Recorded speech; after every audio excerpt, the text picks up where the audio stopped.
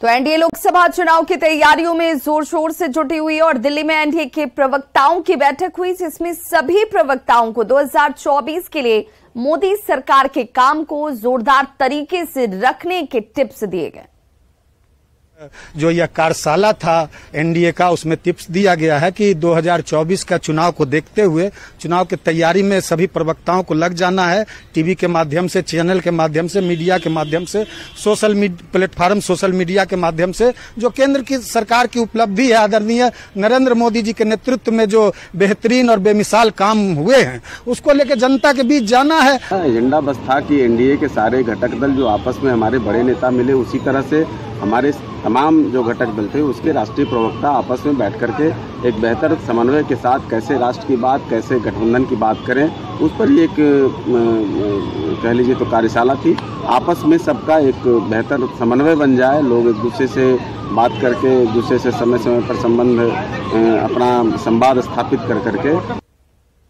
इधर सीएम नीतीश कुमार के बयान पर बीजेपी सांसद सुशील कुमार मोदी ने तंज कसा है। सुशील मोदी ने कहा कि जो 2014 में आए वही 24 में और शक्तिशाली होकर सत्ता में आएंगे। प्रधानमंत्री मोदी की बदौलत जेडीयू 2 से 16 सीट पर पहुंचा है।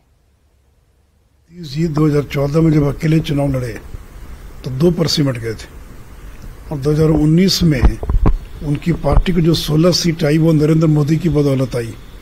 अगर नरेंद्र मोदी और बीजेपी नहीं होती तो 5 सीट भी जितना उनके लिए मुश्किल हो जाता।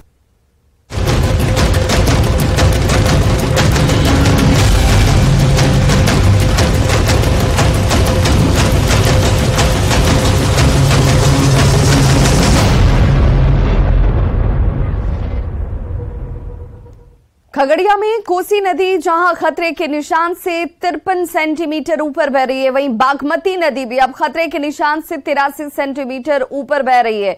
इतना ही नहीं, गंगा नदी महज 40 सेंटीमीटर खतरे के निशान से नीचे है, जबकि बूढ़ी गंडक नदी भी खतरे के निशान को पार करने की स्थिति में आ पहुंची है। और ऐसे में सदर प्रखंड के मथार पंचायत के 6 गांव के लोग जलकैदी बनकर जिंदगी जीने को मजबूर हैं।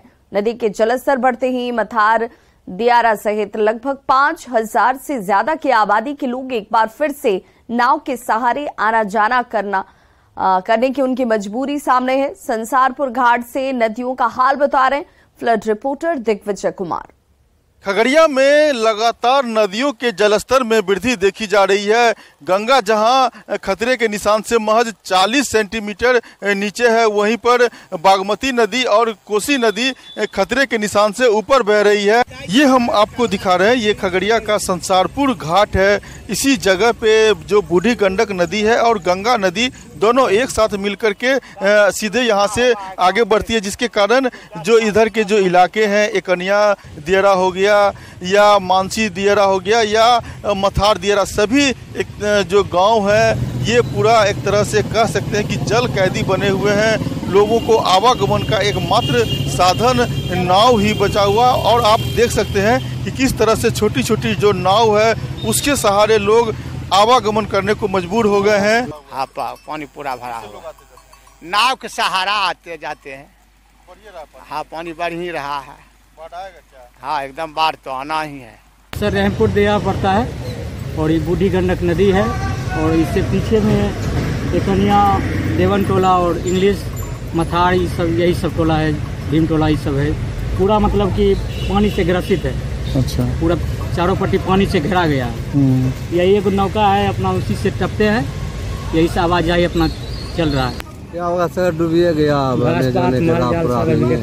अच्छा, कैसे आ रहे हैं, जा रहे हैं? जा रहे डेंगी तेंगी है, किसी तरह से टप जाते हैं। अच्छा, पानी बढ़ ही रहा है? हाँ, बढ़ ही रहा है। कहाँ से आ रहे जो बस क्या चीज से? अभी बस पर सर। अच्छा, पूरा पानी बढ़ गया है? पूरा पानी बढ़ गया। परेशानी तो बहुत होगा? पूरा परेशानी है। क्या चीज से आए हैं?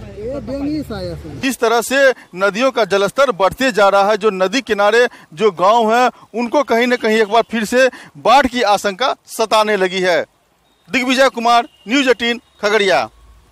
तो बिहार में लगातार हो रही भारी बारिश से गंगा नदी के विकराल रूप धारण कर लिया है। बाढ़ अनुमंडल के बाद अब बाढ़ और मोकामा के आसपास के इलाकों में गंगा नदी खतरे के निशान से 4 सेंटीमीटर ऊपर बह रही है।